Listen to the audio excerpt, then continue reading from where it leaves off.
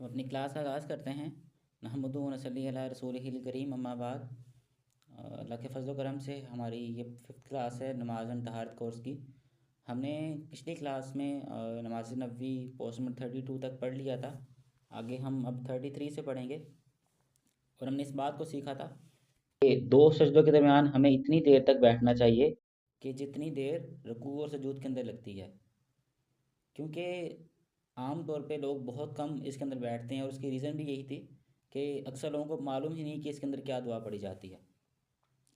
तो इस रीज़न ना मालूम होने की वजह से कई लोग उसके अंदर खामोशी से यानी बैठते हैं और कुछ भी उस में दुआ नहीं पढ़ते। और दो सजदों के दरमियान ये बैठना ये बिल्कुल सुन्नत के मुताबिक होना चाहिए, ताकि नमाज बिल्कुल सुन्नत के मुताबिक हो। अगर हम रकू और सजूद को सुन्नत के मुताबिक कर लेंगे, लेकिन आपको ये बात मालूम होनी चाहिए कि रकू से उठ के खड़े होना और दो सजदों के दौरान बैठना, इसकी जो मिकदार है यानी टाइम है, वो अल्लाह के रसूल सल्लल्लाहु अलैहि वसल्लम की सेम होता था, बिल्कुल एक्जैक्ट। तो हमें ये बात मालूम हुई कि ये जो टाइम पीरियड है बिल्कुल सेम होना चाहिए। अगर ये टाइम पीरियड सेम नहीं है तो गोया कि हमारी नमाज सुन्नत के मुताबिक नहीं है। इसी तरह आप देखिए कि जब हम पहली रकत में होंगे तो हम पहली रकत और तीसरी रकत में ताक रकत में उठने से पहले बैठेंगे। या पोस्ट नंबर 33 के ऊपर अगर आप फोकस करें कि मालिक बिन हवेरस रज़ी अल्लाह अन्हु कहते हैं कि मैंने नबी अलैहिस्सलाम को नमाज़ पढ़ते देखा। आप सल्लल्लाहु अलैहि वसल्लम जब अपनी ताक यानी ओढ़ पहली और तीसरी रकत में होते तो दूसरे सजदे के बाद उस वक्त तक ना उठते जब तक थोड़ी देर बैठ ना जाते। तो हमारे यहाँ ये तरीका है कि कई लोग जब नमाज पढ़ते हैं तो उसमें यानी फ़ौरन ही उठ जाते हैं। इसलिए पहली और तीसरी रकत में आपको दो सजदे करने के बाद जब आप खड़े होते हैं दूसरी रकत के लिए पहले बैठना लाजिम है। ज़रा दूसरी और चौथी में तो अत्तहियात में इंसान बैठ जाता है, तो उसमें कोई ऐसे यानी इशू बात नहीं होती है। लेकिन क्योंकि पहली तीसरी रकत में एक इंसान सजदा करता है तो उसको चाहिए पहले थोड़ा बैठे, ताकि हर हड्डी वापस अपनी जगह पर आ जाए और फिर उठ के खड़ा हो। आगे देखिए, अबू कलाबा कहते हैं कि अबू सलेमान मालिक बिन हवेरस रज़ी अल्लाह अन्हु, ये रवायत मौजूद है सुनन नबी दाऊद के अंदर, सुनन नसाई के अंदर, सही बुखारी के अंदर, सुनन तिरमिज़ी के अंदर, कि वो कहते हैं कि मालिक बिन हवेरस हमारी मस्जिद में आए तो उन्होंने कहा कि अल्लाह कसम अल्लाह की, मैं तुम्हें नमाज़ पढ़ाऊँगा और मैं तुम्हें दिखाना चाहता हूँ कि मैंने अल्लाह के रसूल अलैहिस्सलाम को किस तरह नमाज़ पढ़ते देखा। तो जो इस हदीस के रावी हैं वो कहते हैं कि मैंने अबू कलाबा से पूछा कि उन्होंने किस तरह नमाज़ पढ़ी थी। तो जब उन्होंने पूछा कि यानी जो उन्होंने बात कही कि मैं तुम्हें कसम अल्लाह की उस तरह नमाज़ पढ़ते दिखाऊंगा इस तरह के अल्लाह के रसूल पढ़ते थे, तो उन्होंने पूछा कि तुम बताओ कि वो किस तरह नमाज़ पढ़ते थे। तो फरमाया कि अल्लाह के रसूल सल्लल्लाहु अलैहि वसल्लम यानी जब भी पहली रकत के दूसरे सजदे से अपना सर उठाते तो थोड़ी देर बैठते या फिर खड़े होते। इसलिए पहली और तीसरी रकत में, इसे ओड रकत या ताक अदद का रकत कहा जाता है, उसमें जब भी कोई शख्स बैठेगा तो वो नहीं, दो सजदों के बाद, तो दो सजदों के बाद उसको चाहिए कि थोड़ी देर बैठे। जब तक वो बैठेगा नहीं तो उसकी वो रकत सुन्नत के मुताबिक नहीं होगी, और ये बैठना अल्लाह के रसूल का हुक्म है। आगे देखिए, हम इस वाले से हदीस पढ़ेंगे। सैयदना अबू हुरैरा रवायत करते हैं, अगर आप पोस्ट नंबर 34 के ऊपर आएँ तो अबू हुरैरा रज़ी अल्लाह अन्हु रवायत करते हैं कि एक तवील हदीस जिसमें एक शख्स की नमाज में गलती का जिक्र मौजूद है, कि वो शख्स यानी अल्लाह के रसूल सल्लल्लाहु अलैहि वसल्लम के पास आता है और वो शख्स नमाज़ पढ़ता है, और वो अल्लाह के रसूल उसको कहते हैं कि तुम दोबारा जाकर नमाज़ पढ़ो, तुमने नमाज नहीं पढ़ी। और वो शख्स दोबारा नमाज़ पढ़ता है और अल्लाह के रसूल उसको दोबारा तलकीन करते हैं कि तुम नमाज़ पढ़ो, तुमने नमाज नहीं पढ़ी। फिर वो तीसरी मरतबा ये नमाज़ पढ़ता है, अल्लाह के रसूल उसको फिर कहते हैं कि तुम दोबारा नमाज़ पढ़ो, तुमने नमाज नहीं पढ़ी। तो आखिर में अल्लाह के रसूल अलैहिस्सलाम से वो शख्स कहता है कि अल्लाह के रसूल, आप मुझे नमाज का तरीका सिखला दीजिए, मुझे बता दीजिए कि नमाज किस तरह पढ़ी जाती है। तो अल्लाह के रसूल अलैहिस्सलाम ने उसको यानी फरमाया कि जब तुम रकूዕ से सर उठाओ तो सीधे खड़े हो जाओ, और फिर जब सजदे में जाओ तो सजदा पूरी तरह करो और सर उठाओ यहाँ तक कि अच्छी तरह से बैठ जाओ, फिर दूसरे सजदे में जाओ। देखिए गलती क्या करते हैं असल में, वो शख्स असल में स्पीड से नमाज़ पढ़ा था, तेज़ी से नमाज़ पढ़ा था, जैसे आमतौर पर गलती लोग करते हैं कि एक सजदा किया, उठ के बिल्कुल सीधी तरह बैठे भी नहीं, हर हड्डी वापस अपनी जगह पे नहीं आई, तो फ़ौरन दूसरे सजदे में चले गए। देखिए अल्लाह के रसूल ने क्या फरमाया कि जब तुम सजदे सर उठाओ तो अच्छी तरह से बैठ जाओ और फिर दूसरे सजदे में जाओ, फरमाया, और जब सजदा पूरी तरह कर लो तो सर उठाओ और अच्छी तरह से बैठ जाओ, और यही अमल अपनी हरकत में करो। देखिए अल्लाह के रसूल ने इसमें हुक्म दिया है उस शख्स को। उस शख्स की नमाज़ क्यों नहीं कबूल हो रही थी, अल्लाह के रसूल फरमाते तुम्हारी नमाज़ नहीं, क्यों कि वही गलती कर रहा था, इस अमल को नहीं कर रहा था नमाज के अंदर। वो शख्स ना तो दो सजदों के दरमियान इतना बैठ रहा था कि हर हड्डी वापस अपनी जगह पे आती, यानी बहुत ही ना होने के बराबर वो बैठ रहा था, एक सजदा करके उठता और फ़ौरन दूसरे सजदे में चला जाता। तो ये अमल जो है वो सुन्नत के मुताबिक नहीं है। इसलिए इंसान को चाहिए कि जब भी यानी नमाज़ पढ़े तो आहिस्तगी से नमाज़ पढ़े और दो सजदे के दरमियान उतनी ही देर बैठे जितनी की देर उसने सजदे के अंदर लगाई है। उसके बाद आगे देखें कि इन हदीस मुबारक से वाज़ होता है कि हर रकत में यानी दूसरे सजदे के बाद उठने से पहले बैठना ये लाजिम है।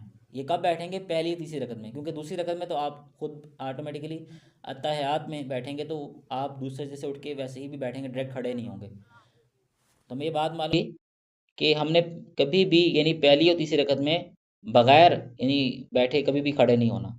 काइंडली आप सब लोग माइक माइक म्यूट रखिए, वरना आपको क्लास से रिमूव कर दिया जाएगा। हमारी तरफ से जो कंट्रोल कर रहे हैं लिंक्स को, उनको यही इंस्ट्रक्शन है कि जो माइक म्यूट ना करे उसको क्लास से रिमूव कर दिया जाए। आगे देखिए कि हमें सुन्नत तिरमिज़ी के अंदर हदीस मिलती है कि एक मालिक बिन हवेरस के अलावा जब एक सहाबी ने 10 लोगों के सामने नमाज़ पढ़ के बताई तो उसने भी उसमें जलसा इस्तराहत किया। इस अमल को असल में जलसा इस्तराहत कहा जाता है कि पहली और तीसरी रकत में 2 सजदे करने के बाद डायरेक्ट खड़े ना होना, बल्कि यानी एक इंसान डायरेक्ट खड़े ना हो बल्कि खड़े होने से पहले थोड़ी देर बैठ जाए। इसी तरह इमाम बुखारी रहमतुल्लाह ने भी जब नमाज का तरीका लिखा अपनी सही किताब सही बुखारी के अंदर, तो उन्होंने भी बिल्कुल सेम एग्जैक्ट यही तरीका तालीम दिया। इसलिए मैं बात मालूम है कि जिस शख्स की नमाज कबूल नहीं हो रही वो शख्स भी ये गलती कर रहा था कि 2 सजदों के दरमियान बहुत ही मुख्तसर बैठता था, ना कोई दुआ पढ़ता था, जैसे हमने दुआ तालीम दी रब्बिक फिरली रब्बिक फिरली। इसी तरह ये बात भी हमें सीखने को मिली कि वो एक शख्स एक गलती एक और कर रहा था कि वो 2 सजदों के बाद डायरेक्ट खड़ा हो जाता था पहली तीसरी रकत में, बल्कि उसको चाहिए था थोड़ी देर बैठता। जी आगे चलते हैं हम पोस्ट नंबर 35 के ऊपर कि नमाज इत्मीनान से पढ़ना नमाज का हुस्न नमाज का हिस्सा है। ये सबसे इंपॉर्टेंट एक बात जो हमने अपनी क्लास के अंदर भी सीखी। अल्लाह ताला फरमाता है किताबुल्लाह के अंदर सूरत मोहम्मद है, सूरत नंबर 47 है, आयत नंबर 33 कि ऐ मान वालो अल्लाह की इताअत करो, उसके रसूल की इताअत करो और अपने माल बातिल मत करो। हमें से क्या बात मालूम हुई कि जो शख्स यानी अल्लाह के रसूल की इताअत नहीं करता, उनके तरीके को फॉलो नहीं करता, तो उस शख्स का जो अमल है वो कबूल नहीं होता, उस शख्स का वो अमल ज़ाया हो जाता है। तो जो शख्स नमाज में सुन्नत तरीके को फॉलो नहीं करेगा उसकी नमाज अल्लाह ताला के यहाँ कबूल नहीं होती। इसी तरह देखिए एक और हदीस सही बुखारी की हदीस नंबर 791, हुज़ैफा बिन यमान रज़ी अल्लाह अन्हु कहते हैं कि एक शख्स को उन्होंने देखा कि जो ना रकू पूरी तरह करता है ना सजदा, यानी वही शख्स बिल्कुल जैसे रकू से खड़े हुए फ़ौरन सजदे में चले गए, रकू में उतनी देर तक नहीं खड़ा हुआ जितनी देर रकू में लगाई, इस तरह सजदा किया तो 2 सजदों के दरमियान उतनी देर नहीं बैठा जितनी देर सजदे में लगती है, यानी एक सजदा किया उठ के बैठा फ़ौरन सजदे में चला गया। तो वो कहते हैं उन्होंने एक शख्स को देखा जिसने ना नमाज पढ़ते हुए ना रकू पूरी तरह किया ना सजदा। तो हुज़ैफा बिन यमान ने इस पर फतवा लगाया, कहा कि तुमने नमाज ही नहीं पढ़ी, अगर तुम मर गए तुम्हारी मौत उस सुन्नत पर नहीं होगी जिस पे अल्लाह के रसूल को भेजा गया, ये जिस पे अल्लाह ताला ने मोहम्मद सल्लल्लाहु अलैहि वसल्लम को पैदा किया। तो अब ये रकू और सजूद में गलती ऐसा अमल है कि मुझे कुतबे हदीस में सिवाय लिबास के और इस चीज़ के कहीं ऐसा कौन नहीं मिलता कि किसी की नमाज को हम कह सकें तुम्हारी नमाज कबूल नहीं हुई। ये वाक़तन ऐसी ही सबसे इम्पोर्टेंट चीज़ है जिस इंसान के रकू और सुजूद के तरीके को देख के कहा जा सकता है, ये फतवा लगाया जा सकता है तुम्हारी नमाज कबूल नहीं हुई।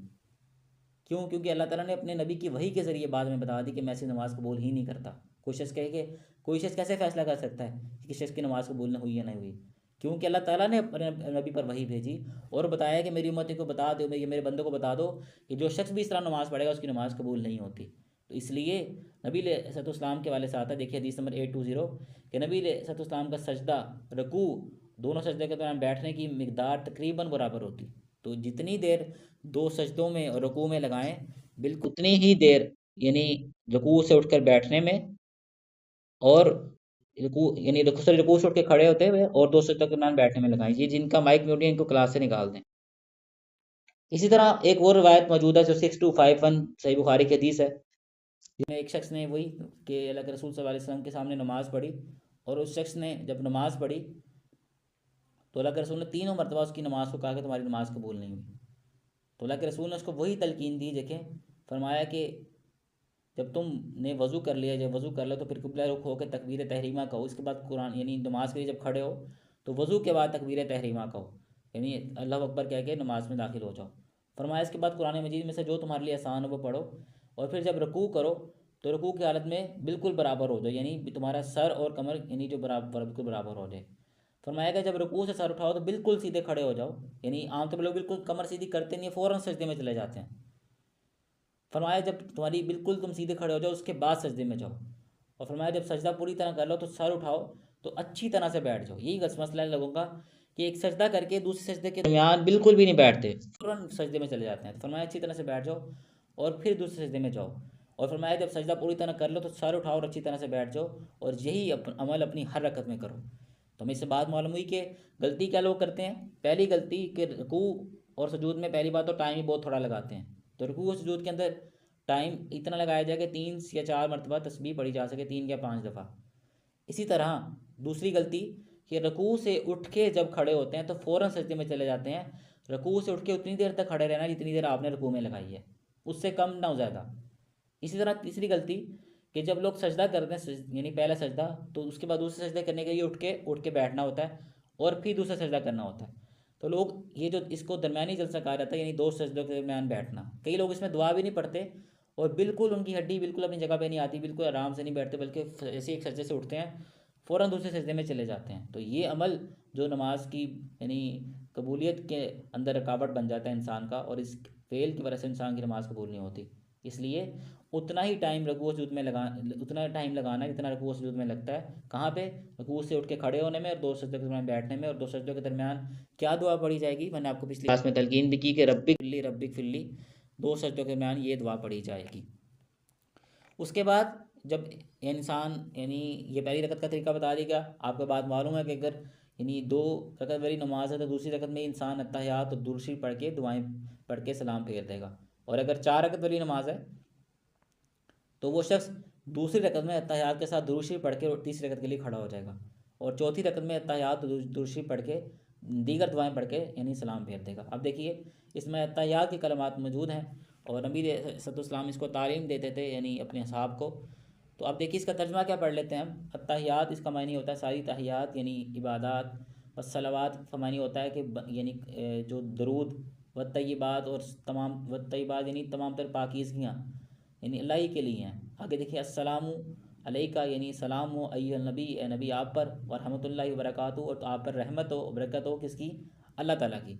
दुरूद शरीफ या सलाम इटसेल्फ एक दुआ है जो हम कर रहे होते हैं अल्लाह के रसूल के लिए। देखिए फरमाया अस्सलामु अलैना, और हम पर भी सलामती हो, वाला इबादिल्लाह सालिहीन, और जो अल्लाह के नेक बंदे उन पर भी सलामती हो। अशहदु मैं गवाही देता हूँ, अन्ना के इस बात पे कि ला इलाहा इल्लल्लाह अल्लाह के सिवा कोई मबूद नहीं, वाशहदु और मैं गवाही देता हूँ, अन्ना के मोहम्मद सल्लल्लाहु अलैहि वसल्लम हैं अब्दुहु उसके बंदे, व रसूलहु उसके रसूल।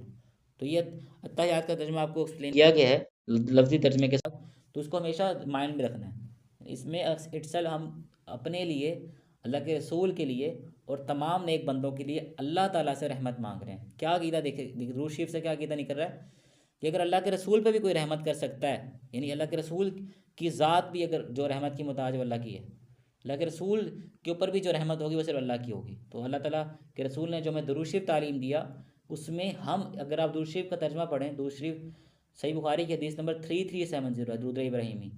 अगर आप 3370 सही बुखारी की हदीस ओपन करें, उसका तर्जमा पढ़ें, कहीं भी अगर आपके पास कोई छोटा किताब जा उस दुरूद शरीफ का जहाँ तर्जमा लिखा है उसमें आप तर्जमा पढ़ें, तो उसमें अल्लाह ताला के रसूल के लिए दुआ मांग रहे थे, अल्लाह के तुम उन अल्लाह तो उस पर रहमत नाज़िल फरमा हमारे नबी पर और हमारे नबी की आल पर, तो हमारा अल्लाह हमारे नबी पर रहमत नाज़िल फरमा। तो ये असल में हम दुरूद शरीफ में दुआ पढ़ रहे होते हैं। इसी तरह इसमें भी हम अल्लाह के रसूल के लिए दुआ कर रहे होते हैं, अपने लिए और वाला इबादिल्लाह सालिहीन और नेक बंदों के लिए। इसी तरह इस हदीस के अंदर लफ्ज़ मौजूद है, अल्लाह के रसूल ने फरमाया कि यानी अगर तुम ये दुआ पढ़ लोगे तो दुनिया में जहाँ के भी नेक बंदे हैं, अल्लाह ताला का जो की तरफ से जो तुम्हारा सलाम है वो उन तक पहुँच जाएगा या तुम्हारा सलाम पहुँचा दिया जाएगा। तो देखिए नेक बनने के इतने फ़ायदे हैं कि जब इंसान नेक बन जाता है, इबादिल्लाह सालिहीन, सालिहीन कहते हैं नेक लोगों को और इबाद कहते हैं बंदों की जमा। तो अगर कोई शख्स नेक बन जाता है तो हर शख्स जो भी नमाज़ पढ़ा है वो नमाज में उसके लिए दुआ कह रहा है, अल्लाह इस पर सलामती नाज़िल फरमा, इस पर रहमत फरमा। तो किस कदर फ़ायदे है कि इंसान अगर नेक बन जाए कि हर शख्स जो भी नमाज़ पढ़ा है वो नमाज में उसके लिए सलामती की दुआ कर रहा है, उसके लिए दुआ कर रहा है। ये सही बुखारी के हदीस में 1202 थी, जिसमें अल्लाह के रसूल अलैहिस्सलाम की तरफ से हमें तलकीन की गई यानी दुआ। इसको दुआ भी कह लें आप अत्तहियात कह लें, एक ही मायने है। आगे देखिए कि तशहुद में बाज़ लोग आप देखते हैं कि नमाज के में जब अत्तहियात पढ़ होते हैं तो उंगली हिला रहे होते हैं। क्या वो अमल जायज़ है, किस तरीके से जायज़ है, हम इसको देख लेते हैं। अब्दुल्लाह बिन उमर रज़ियल्लाहु अन्हु कहते हैं कि नबी सल्लल्लाहु अलैहि वसल्लम जब नमाज में या तशहुद में बैठते तो अपने दोनों हाथ अपने दोनों घुटनों पर रख लेते और अंगूठे से मिलने वाली दाईं उंगली की यानी शहादत वाली उंगली उठाकर इससे दुआ करते। और आप इस हालत में आपका बाएं हाथ आपके बाएं घुटने पर होता और आप इसे घुटने पर फैलाए हुए होते। सही मुस्लिम के हदीस नंबर 1309। तो नबी अलैहिस्सलाम ये शहादत वाली उंगली कौन सी होती है? जो अंगूठे के बिल्कुल साथ वाली उंगली होती है। तो अल्लाह के रसूल का अमल क्या था कि अल्लाह के रसूल सल्लल्लाहु अलैहि वसल्लम इस उंगली से दुआ करते थे, यानी इसको उंगली को उठाते हैं स्लोली और फिर दुआ करते हैं। इसी तरह देखिए कि वाइल बिन हजर, ये रवायत मौजूद है सुनन नसाई के अंदर 1269, सुनन अबी दाऊद के अंदर, सुनन नसाई के अंदर भी, सही मुस्लिम के अंदर 1308, कि वाइल बिन हजर रज़ी अल्लाह अन्हु बयान करते हैं कि दूसरे सजदे के बाद यानी अल्लाह के रसूल जब बैठते तो अपना पाँव बिछाते और अपनी बाईं हथेली यानी जो हाथ है वो अपनी बाईं रान पर रखते और घुटने पर रखिए। यानी हाथ जब आप बैठेंगे तहयात में तो इस तरह के वो घुटने पर भी आ रहा हो और यानी रान के ऊपर भी आ रहा हो। और फरमाया कि अपनी दाईं कोहनी का किनारा अपनी दाईं रान पर रखा और फरमाया अपने दाएं हाथ की दोनों उंगलियां बंद की। यानी जैसे बाज़ लोग आप देखते हैं कि अत्तहियात में क्या करते हैं कि वो एक सर्कल बना लेते हैं किस चीज़ से, यानी अपने अंगूठे से, यानी एक हल्का बना लेते हैं। और फरमाया कि वो कहते हैं कि मैंने देखा कि आपने अपनी शहादत वाली उंगली को उठाया, मैंने देखा कि आप इसको हरकत देते थे और इसके साथ दुआ करते थे। अब इसमें गलती क्या है? लोग इसको बाज़ औक़ात बहुत स्पीडीली बहुत तेज़ी से मूव कर रहे होते हैं और बाज़ लोग क्या कर रहे होते हैं कि बहुत स्लो इसको मूव कर रहे होते हैं। आम तौर पर तरीका ये है कि जो उसमें सुन्नत का तरीका मुताबिक तरीका ये है कि स्लोली इसको मूव किया जाए। अच्छा, ये क्यों करते हैं? इसके हवाले से भी लॉजिक भी सुन लीजिए। नबी अलैहिस्सलाम ने फरमाया जब तुम यानी आखिरी रकअत हो, जब इसमें इंसान ने सलाम फेरना, फरमाया कि जब तुम अत्तहियात दुरूशी पढ़ चुको तो अपने रब से जो चाहे दुआ मांगो। बाज़ लोग समझते हैं कि सिर्फ रब्बाना आतिना वाली दुआ मौजूद है, ये रब्बी जल्नी वाली दुआ साबित है। अव्वल तो कोई भी दुआ पढ़ी जा सकती है, ठीक है, लेकिन अल्लाह के रसूल ने तलकीन कि इसके बाद तुम जो चाहो अपने रब से मांगो। यानी एक शख्स अगर रोज़ फजर की नमाज़ पढ़ा तो 2 रखते हैं, तो उसी में दूसरी रकत में वो शख्स अत्तहियात दुरूशी के बाद दुआएं मांगेगा। अगर वो ज़ोहर की पढ़ रहा है तो ज़ाहिर है चौथी रकत में अत्तहियात दुरूशी के बाद वो दुआएं मांगेगा। तो फरमाया अगर तुम जो चाहो अपने रब से मांगो। जैसे हमने पढ़ा था कि जिस तरह सजदे के अंदर कोई भी दुआ अरबी ज़ुबान में की जा सकती है, इस तरह इस मौके पर भी जब आप अत्तहियात दुरूशी पढ़ चुके हो, कोई भी दुआ जो अरबी ज़ुबान में वो की जा सकती है, उसके बाद सलाम फेरा जाएगा। तो उस दुआ को करते हुए असल में अल्लाह के रसूल जब वो दुआएं पढ़ते थे तो उस वक्त यानी ये जो शहादत वाली उंगली है, यानी अंगूठे के साथ वाली उंगली, इसको हल्का मामूली सा हरकत देते रहते थे और इसके ज़रिए दुआ करते थे। तो ये कुछ रिवायात थी, हमें इससे बात मालूम हुई कि ना तो बहुत स्पीडीली हिलाना है, ना ही बहुत यानी बिल्कुल हरकत नहीं देनी। स्लोली जब आप दुआएं पढ़ रहे होंगे तो तब आपने इसको हिलाते रहना। बाज़ लोग करते हैं कि जब वो कलमा पढ़ते हैं ना, यानी अशहदु अल्ला ये अत्तहियात के अंदर, तो तब वो सिर्फ उंगली उठाते हैं फिर यानी उसको रख देते हैं। तो ये अमल साबित नहीं है कहीं भी। अल्लाह के रसूल का अमल है कि मुसलसल यानी अत्तहियात जहाँ से स्टार्ट हो वहाँ से जब तक सलाम ना फेर दिया जाए, ये सारी चीज़ें दुआ में काउंट होती हैं। अत्तहियात क्या इट्सल दुआ है, हम दुआ कर रहे हैं अल्लाह के रसूल के लिए, अपने लिए और नेक बंदों के लिए। उसके बाद दुरूद शरीफ क्या है, वो भी दुआ है अल्लाह के रसूल के लिए और उनकी आल के लिए। उसके बाद दुरूद शरीफ के बाद हम दुआएं कर रहे होते हैं, वो भी हमारे अपने लिए और अपने वालिदैन के लिए ये दुआएं की जा रही होती हैं। तो ये मुकम्मल जो हिस्सा है अत्तहियात से लेकर नमाज के सलाम फेरने से पहले तक, ये कॉन्टीन्यूसली ये इंसान नमाज में दुआ कर रहा होता है। वैसे नमाज को इटसेल्फ भी दुआ कर है, लेकिन इसमें एक इंसान कंटिन्यूसली तस्बीहात के अलावा दुआ कर रहा होता है। तो इसमें कंटिन्यूसली जब से अत्तहियात शुरू होगी आहिस्ता मामूली से हरकत दी जाती रहेगी और यही जो तरीका है वो सुन्नत के मुताबिक है। इसी तरह देखिए कि दुरूद शरीफ पढ़ना ये लाजिम हिस्सा है नमाज में। ये दूसरी रकत में भी यानी तशहुद के बाद दुरूद शरीफ पढ़ना अफजल है। यानी अगर कोई शख्स ज़ोहर की नमाज़ पढ़े या असर की नमाज़ पढ़ रहा है तो अगर वो अत्तहियात के बाद दुरूद शरीफ पढ़ ले तो ये अफजल अमल है, जायज़ है। अगर कोई शख्स स्किप कर दे तो यानी उस पर कोई गुनाह नहीं है, लेकिन कोई अत्तहियात के बाद दुरूद शरीफ पढ़ना चाहे दूसरी रकत में तो वो पढ़ सकता है। अगर ज़ोहर की नमाज़ हो रही है यानी ज़ाहिर है कि 4 रकत वाली, अगर 2 रकत वाली है तो फिर तो ज़ाहिर है वो उसी में ही अत्तहियात दुरूद शरीफ पढ़ के मज़ीद दुआएं पढ़ के सलाम फेर देगा। इसी तरह ये बात बयान हुई कि यहाँ पे नमाज का जो तरीका है वो मुकम्मल हो गया और यहाँ पे बात बयान की गई, यानी आगे भी इसका तरीका चलेगा, लेकिन यहाँ पे यानी इस एतबार से कि अब दुआएं कि हमने सीख ली। तो एक इंसान जब भी यानी ये दुआएं पढ़ लेगा तमाम के तमाम मुकम्मल, तो फिर वो शख्स दाएं बाएं सलाम फेर के नमाज से ख़त्म कर लेगा। इस तरह देखें सैयदना अली रज़ी अल्लाह रवायत कहते हैं कि नबी अलैहिस्सलाम जब 2 रकते पढ़ के तीसरी रकत के लिए उठते तो दोनों हाथ कंधों तक उठाते यानी रफ़ा यदैन करते अल्लाहू अकबर कहते। तो हम सपोज करके चल रहे हैं कि हम गोया कि ज़ोहर की नमाज़ का तरीका सीख रहे हैं या ज़ोहर की नमाज़ पढ़ रहे हैं। तो एक इंसान ने क्या किया कि जब उसने 2 रकतें अदा कर ली तो दूसरी रकत में वो बैठा अत्तहियात के अंदर, उसने अत्तहियात पढ़ी और उसके बाद चाहे तो दुरूद शरीफ पढ़ के खड़ा हो जाए या चाहे तो डायरेक्ट खड़ा हो जाए। तो ये दोनों यानी तरीके जायज़ हैं कि एक शख्स अगर दूसरी रकत में अत्तहियात पढ़ ले तो उसके बाद भी खड़ा हुआ जा सकता है, वो शख्स दूसरी पढ़ के खड़ा हो तब भी जायज़ है। आगे देखिए कि सैयदना अली बिन तालिब मौला अली बयान करते हैं कि रवायत करते हैं कि अल्लाह के रसूल जब दो रखते पढ़ कर तीसरे रकत के लिए उठते तो अपने दोनों हाथ कंधों तक उठाते ही नहीं रफ़ा दैन करते। ये रवायत मौजूद है सुनन अबी दाऊद के अंदर हदीस नंबर 744, सुनन नसाई के अंदर हदीस नंबर 896, सुनन इब्न माजा के अंदर हदीस नंबर 864, सुनन तिरमिज़ी के अंदर हदीस नंबर 3421, मोता इमाम मालिक के अंदर हदीस नंबर 16 और मसनद अहमद के अंदर भी हदीस नंबर 717। कसरत से ये रवायात मौजूद हैं हदीस के अंदर। तो हमने 4 मुकामात पे देखा था कि हम हाथों को कंधों तक उठाएंगे।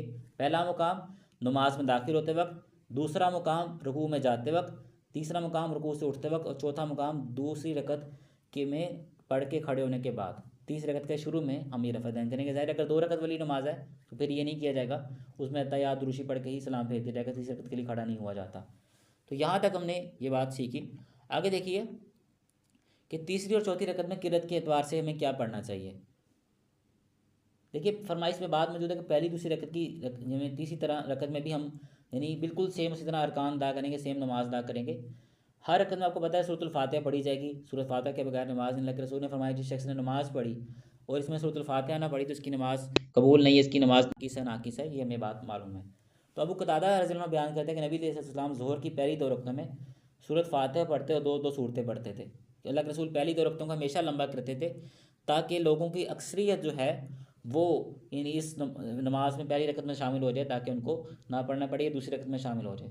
और फरमाया गया कि आखिरी 2 रकत में अल्लाह के रसूल सिर्फ सूरत फातिहा पढ़ते थे। और फरमाया कभी कभी हमें एक आयत सुना भी दिया करते थे। और फरमाया कि पहली रकत में अल्लाह के रसूल की रात दूसरी रकत से ज़्यादा करते थे, यानी अल्लाह के रसूल की पहली रकत सबसे ज़्यादा लंबी होती थी, उसके बाद दूसरी रकत में जो किरत है वो उससे कम लंबी होती थी। तीसरी चौथी रकत में कुछ शख्स सूरतुल फातिहा पढ़ ले तब भी जायज़ है, कोई शख्स अगर सूरतुल फातिहा के अलावा कुछ और भी पढ़ना चाहे तब भी जायज़ है। तो ये बात हमें मालूम हुई। मैं दोबारा एक्सप्लेन कर देता हूँ। हर रकत में सूरतुल फातिहा पढ़ी जाएगी। पहली दूसरी रकत में सूरतुल फातिहा के साथ कोई और सूरत भी पढ़ी जाएगी, कोई 2 से 3 सूरतें भी पढ़ी जा सकती हैं, कोई भी सूरत की सूरत का मुख्तसर हिस्सा भी पढ़ा जा सकता है। कम से कम 3 आयात पढ़नी है किताबुल्लाह में से, आपको कुरान मजीद में से। इसी तरह तीसरी चौथी रकत में सूरतुल फातिहा तो पढ़नी ही पढ़नी है। तीसरी चौथी रकत में अगर आप कुछ और भी पढ़ना चाहें पहली रकत की तरह तो पढ़ा जा सकता है। वो शख्स ना पढ़ना चाहे तो सिर्फ सूरतुल फातिहा पढ़ना भी काफ़ी है। आखिर देखिए कि दुरूद इब्राहिमी तालीम दिया गया है पोस्ट नंबर 40 के अंदर। आप देखिए काब बिन अजरा रज़ियल्लाहु अन्हु बयान करते हैं कि अल्लाह के रसूल से पूछा, ये सही बुखारी की हदीस नंबर 3369 और 3370 है कि अल्लाह के रसूल हम आप पर और आपके अहले बैत पर यानी आपकी आल पर किस तरह दुरूद भेजें। यानी हमें सलाम का तरीका तो आ गया है, जैसे अत्तहियात में सलाम का तरीका मौजूद है, तो हमें आप पर दरूद किस तरह भेजें। तो अल्लाह के रसूल ने ये दरूद इब्राहिमी तालीम दिया जो हमें बचपन में आई थिंक हम सबको आता है कि अल्लाह अपनी रहमत नाजिल फरमा मोहम्मद सल्लल्लाहु अलैहि वसल्लम पर और आले मोहम्मद सल्लल्लाहु अलैहि वसल्लम पर, जैसा कि तूने अपनी रहमत नाजिल फरमाई यानी इब्राहीम अलैहिस्सलाम पर उनकी आल पर। इसी तरह फरमाया कि बेशक तू बड़ी खूबियों बुजुर्गी वाला है। और फिर अल्लाह मुबारक यहाँ से अल्लाह तो बरकत नाजिल फरमा किस पर, मोहम्मद सल्लल्लाहु अलैहि वसल्लम पर उनकी आल पर, जैसा कि तूने बरकत नाजिल फरमाई इब्राहीम अलैहिस्सलाम उनकी आल पर। बेशक तो बड़ी खूबी वाला और बड़ी तारीफ़ वाला, ये बड़ी अजमत वाला है। तो ये अक्सर हम जब दुरूद इब्राहिमी पढ़ते हैं तो इसका मानी होता है कि हम असल में दुआ कर रहे हैं किसके लिए, अल्लाह के रसूल के लिए कि अल्लाह तो उन पर रहमत नाजिल फरमा। तो हमें क्या बात मालूम हुई कि नफ़ा नुकसान का मालिक वो सिर्फ अल्लाह ताला है। जो शख्स ये कहे कि अल्लाह के रसूल हमारे नफ़ा नुकसान के मालिक है तो वो तो अपनी जान के नफ़ा नुकसान के मालिक नहीं है। अगर उनके ऊपर भी रहमत होनी तो अल्लाह की तरफ से होनी है। हम तो अगर उनके लिए रहमत मांग रहे हैं तो हमें वो भी अल्लाह ही से मांगनी है। ये देखें दुरूद इब्राहिमी हमें क्या अकीदा दे रहा है, हमें उस चीज़ पे कीदे पे चलना है जो हमें अल्लाह के रसूल ने सिखलाया। देखिए अल्लाह के रसूल ने खुद दुरूद तालीम दी हमें कि एक सहाबी ने पूछा काब बिन अजरा ने कि हमें बताइए कि अत्तहियात में हमने सलाम का तरीका तो सीख लिया, आप अल्लाह के हमें दुरूद का तरीका भी सिखलाई। तो अल्लाह के रसूल ने खुद दुरूद इब्राहिमी तालीम दिया। बाज़ उसके मुकाबले में दुरूद तंजीना कुछ ऐसे दरूद पढ़ते हैं कहते हैं ये बड़े अफजल हैं। ये सर लोग जहालत में गिरफ्तार हैं, अल्लाह के रसूल की दीन को कामिल नहीं मानते। ऐसे तमाम लोग निरी जहालत के अंदर गिरफ्तार हैं। देखें एक दुरूद इब्राहिमी के अलावा जितने भी दुरूद लोगों ने तालीम दी हैं जो हदीस में नहीं मिलते, इसमें कई में शिरक भी मौजूद है। लेकिन हम इस कता नज़र इस बात उसमें शिरक भी मौजूद है, ये एक बंदे ने खुद से तालीम दी है। एक वो दुरूद है जो अल्लाह के रसूल ने अपनी ज़ुबान मुबारक से बयान किया, उस ज़ुबान से जिससे वही बयान की जाती थी क्या वो अफजल होगा? ये किसी शख्स ने दरूद बना दिया वो अफजल है? ये दरअसल जहालत है। हम तो कहते हैं जो चीज़ जो कलमात अल्लाह के रसूल की ज़ुबान मुबारक से, उस ज़ुबान से जिससे वही निकलती थी उससे निकले, उससे अफजल कोई दुरूद शरीफ नहीं हो सकता। तो ये सबसे अफजल दुरूद है, इसको पढ़ना चाहिए। इसी तरह सुन्ने साई के अंदर मिलता है कि अगर कोई शख्स मुख्तसर पढ़ना चाहे तो इसी दुरूद में फ़ोकस कीजिए, इसी पोस्ट नंबर 40 के ऊपर, अल्लाहुम्मा सल्ली अला मुहम्मद वाला आली मोहम्मद, सिर्फ यहीं तक पढ़ ले तब भी दुरूद काफ़ी मुख्तसर, और तफसील के लिए इसने एंड तक पढ़ना है। यहाँ भी ये सुन्ने साई की हदीस नंबर 1298, उसके अंदर भी मुख्तसर अल्लाहुम्मा सल्ली अला मुहम्मद वाला आली मोहम्मद साबित है। ये नमाज के लिए नहीं, और वैसे किसी शख्स ने दुरूद पढ़ना हो, नमाज के लिए यही दुरूद सिर्फ साबित है, दुरूद इब्राहिमी, जिसको पढ़ना है। जी आगे मूव करते हैं। अच्छा आप ये देखिए कि अल्लाह के रसूल सल्लल्लाहु ने तो हमें तालीम दी है कि तुम यानी इसमें कोई भी दुआ मांगो, जब अत्तहियात पढ़ लो, दुरूशी पढ़ लो, तो कोई भी दुआ मांगो अपने रब से, इसमें अरबी ज़बान में। शर्त यह है कि वो जो दुआ मांगी जा रही है वो अरबी ज़बान में हो, लेकिन फरमाया कि तुम उस अपने रब से कोई भी दुआ मांगो। लेकिन आप देखिए कोई भी दुआ तालीम नहीं दी गई सिवाय से एक दुआ के। मैं फिर बयान करता हूँ, हम जो दुआ पढ़ते हैं रब्बना आतिना रब्बी जल्नी, ये दो दुआएं आमतौर पर पढ़ी जाती हैं, ये दो दुआएं पढ़ना साबित है। कोई भी दुआ अरबी ज़बान में दुरूद शरीफ के बाद पढ़ी जा सकती है, लेकिन सिर्फ एक वाहिद दुआ है जो अल्लाह के रसूल ने ताकीद की है, हुक्म दिया है कि तुमने अत्तहियात में लाजिम पढ़नी है, वो सिर्फ एक दुआ है। वो कौन सी दुआ है? वो अगर आप पोस्ट नंबर 41 को ओपन करें तो सामने लिखी हुई है। आप देखिए इसके अंदर क्या दुआ यानी मौजूद है, बल्कि अगर आप पोस्ट नंबर 42 के ऊपर आए उसमें ज़रा मुख्तसर लिखी हुई है। पहले पोस्ट नंबर 42 को ज़रा फोकस कीजिए। सही मुस्लिम के अंदर हदीस मौजूद है, हदीस नंबर 1326 से 1333। इमाम मुस्लिम इन रवायत को लेकर आए हैं, 7 हदीस सिर्फ एक ही मौके के लिए, इस अहमियत को उजागर करने के लिए वो इमाम मुस्लिम रहमतुल्लाह ने बयान की हैं। और पोस्ट नंबर 42 में बयान कर रहा हूँ कि नबी सल्लल्लाहु फरमाया, जब तुम में से कोई आखिरी तशहुद से फारिग हो जाए तो 4 चीज़ों से अल्लाह ताला की पनाह तलब करे। क्या 4 चीज़ें हैं? वो दुआ देखिए 42 नंबर की, वाहिद दुआ है जिसका हुक्म दिया गया, इसके अलावा कोई दुआ तालीम नहीं दी गई इसमें पढ़ने के लिए। मसनून है, कोई भी पढ़ी जा सकती है, लेकिन ये वाहिद दुआ है जिसकी तलकीन की गई है, बल्कि हुक्म दिया गया। क्या दुआ है? अल्लाहुम्मा, ए मेरे अल्लाह, इन्नी आउज़बिका, इन्नी मैं आउज़बिका पनाह मांगता हूँ, मिन किससे? अज़ाबी जहन्नम, अज़ाब जहन्नम से, वाउज़बिका मिनल अज़ाबी कबर, और मैं पनाह मांगता हूँ मिनल अज़ाबिल कबर यानी अज़ाब कबर से। वाउज़बिका अगर हटा भी दे जाए तो वह मिनल अज़ाबिल कबर, यहाँ भी ये भी सही है। तीसरी चीज़ वाउज़बिका मिनल फितनतिल मसीह दज्जाल, और मैं मसीह दज्जाल के फितने से तेरी पनाह मांगता हूँ, या उसकी आजमाइश से तेरी पनाह में आता हूँ। आगे देखिए चौथी चीज़ जिसका जिक्र किया जा रहा है वो क्या चीज़ है कि वाउज़बिका मिनल फितनतिल महया व ममात, और मैं ज़िंदगी और मौत की फितने से तेरी पनाह मांगता हूँ।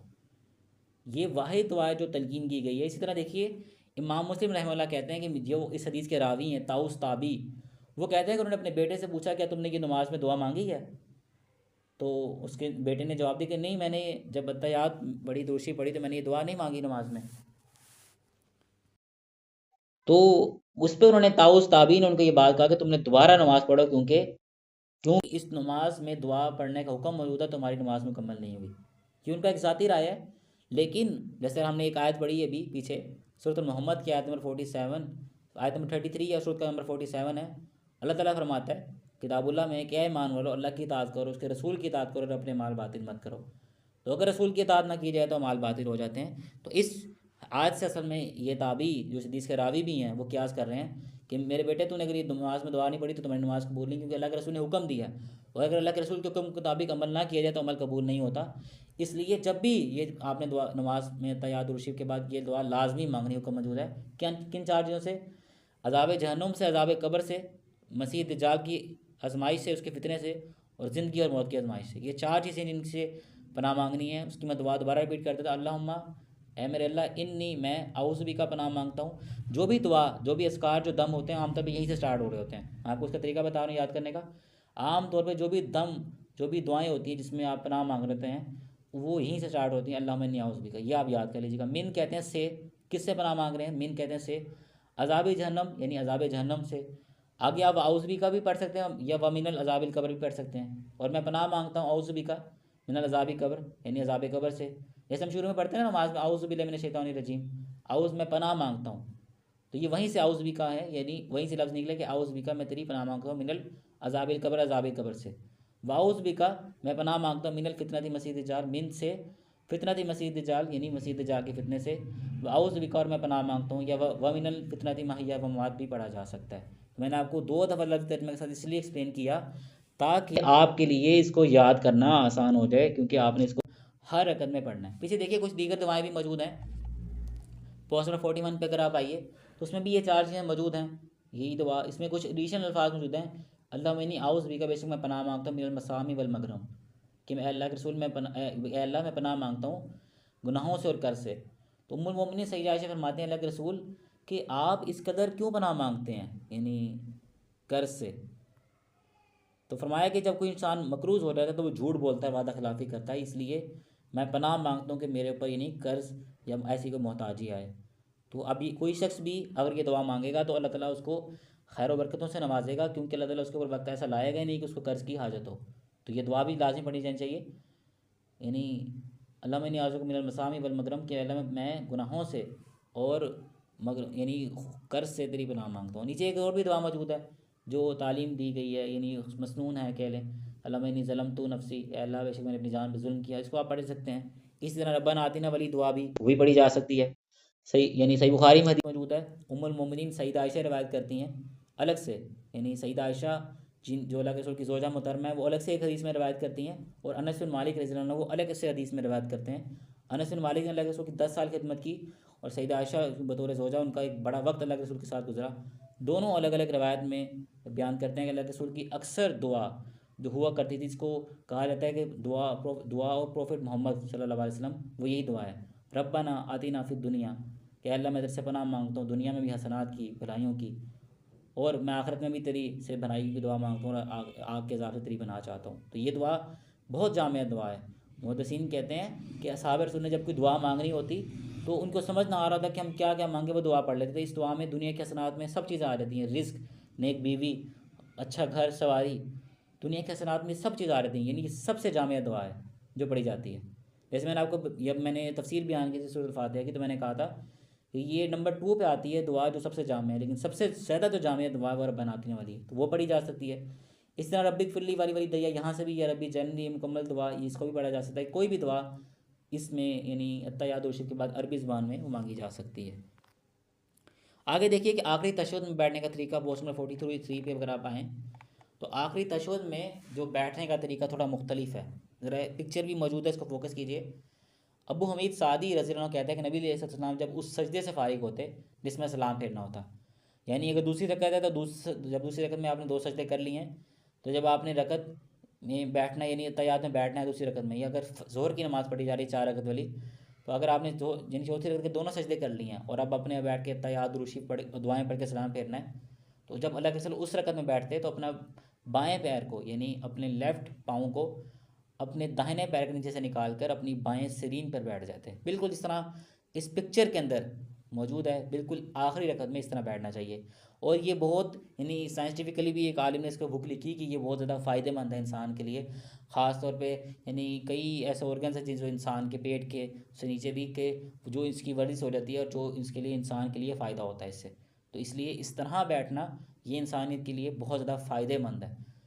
तो ये आखिरी रकत में इस तरह बैठना सुन्नत है। आगे देखिए पोस्ट नंबर 44 के ऊपर कि नमाज से अख्ताम, अत्तहियात दुरूद और दुआएं पढ़ने के बाद यानी नमाज मुकम्मल होगी, रस ये यानी सुन्नत के मुताबिक हमें चाहिए कि उसमें सलाम फेर के नमाज का अख्ताम करें। तो अब्दुल्ला बिन मसूद रज़ियल्लाहु अन्हु कहते हैं कि अल्लाह के रसूल अलैहिस्सलाम जब नमाज के अख्ताम पर अपने दाएँ और बाएँ तरफ सलाम किया करते थे, हत्ता कि आपके रुखसारों की सफ़ेदी देखी जाती है, यानी कोई शख्स अगर सलाम फेरे तो बिल्कुल पीछे देखे, यानी राइट साइड पे, ताकि इसके अंदर ऐसे देखे कि अगर कोई पीछे बैठा है, अगर यानी जैसे ये बयान कर रहे हैं साहबी अब्दुल्ला बिन मसूद कि अल्लाह के रसूल सल्लल्लाहु अलैहि वसल्लम जब यानी सलाम फेरता तो हमें पूरा आपका चेहरा नजर था, चेहरा मुबारक, तो इसके अंदर वो पीछे यानी मुड़ के देखे कि आपका कोई चेहरा पीछे बैठा बैठा तो देख सके। इसी तरह यानी यही दुआ यही कलमात पढ़ते हैं कि अस्सलाम वालेकुम वरहमतुल्लाहि वबरकातुहू, या वरहमतुल्लाहि भी तक भी साबित है, तो ये पढ़ा जा सकता है, यानी अस्सलाम वालेकुम वरहमतुल्लाह, यहीं ये कलमात पढ़ के आप सलाम फेर देंगे दाएं और बाएं तरफ, पहले दाएं तरफ फिर बाएं तरफ, तो आपका नमाज मुकम्मल हो जाएगी। इसी तरह नबी सल्लल्लाहु सलाम फेरने के बाद बाबा बुलंद अल्लाहु अकबर कहते और दीन हमारा अस्तगफिरुल्लाह के फातिल यानी दोहराते।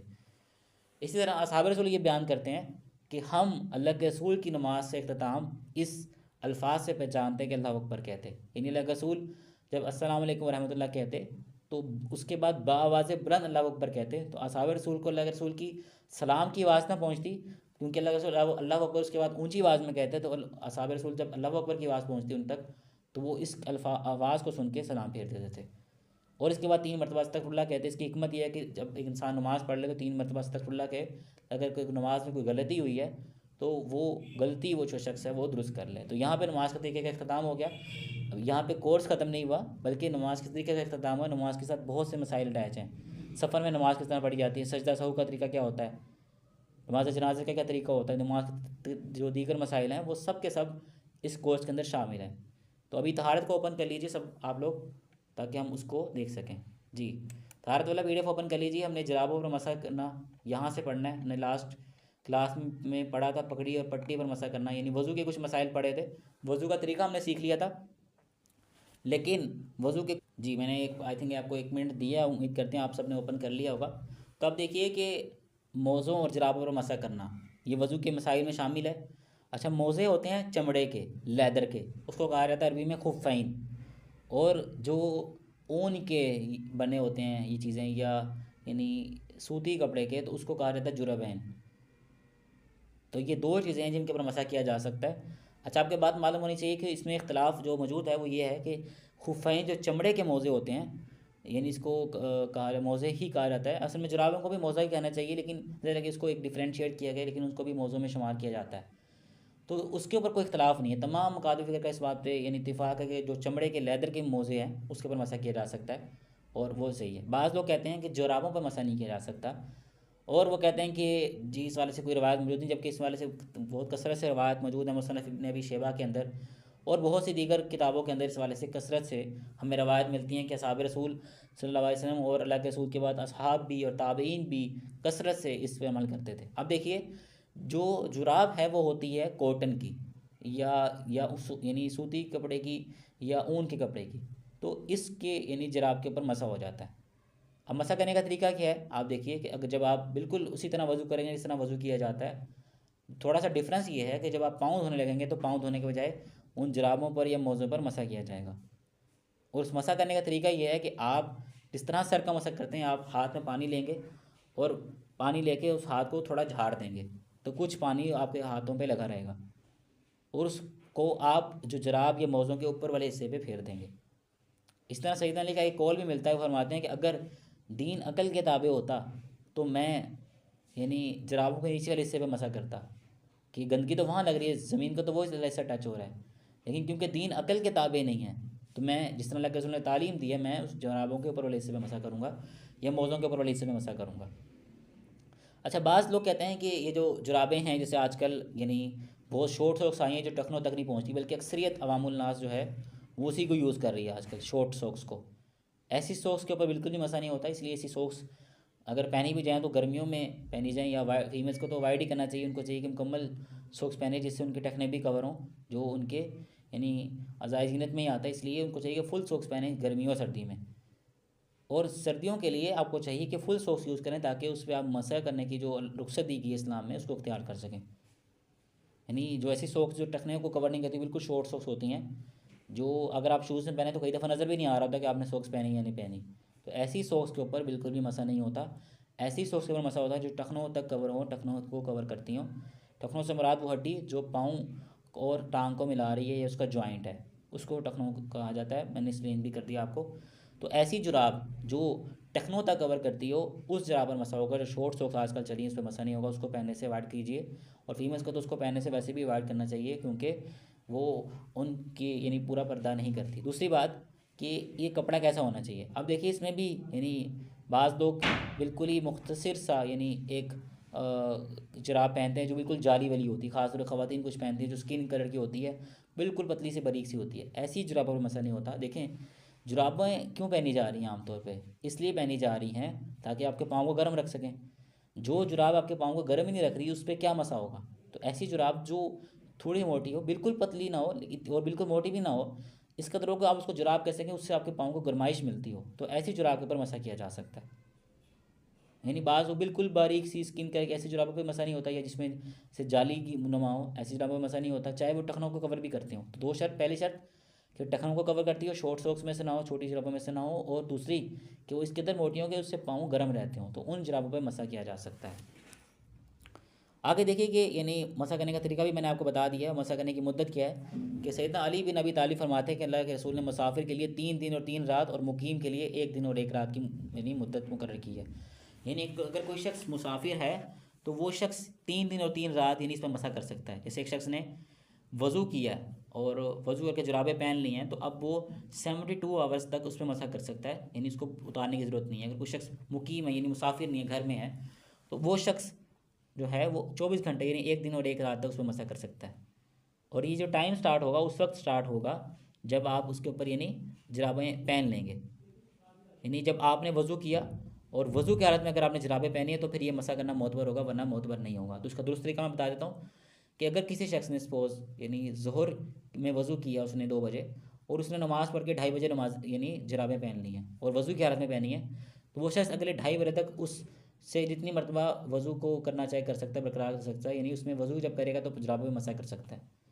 तो ये होगा कि वो अगली ज़ोहर की नमाज़ अगर वो उसने 2 बजे ही पढ़नी है तो वो पढ़ सकता है उसको।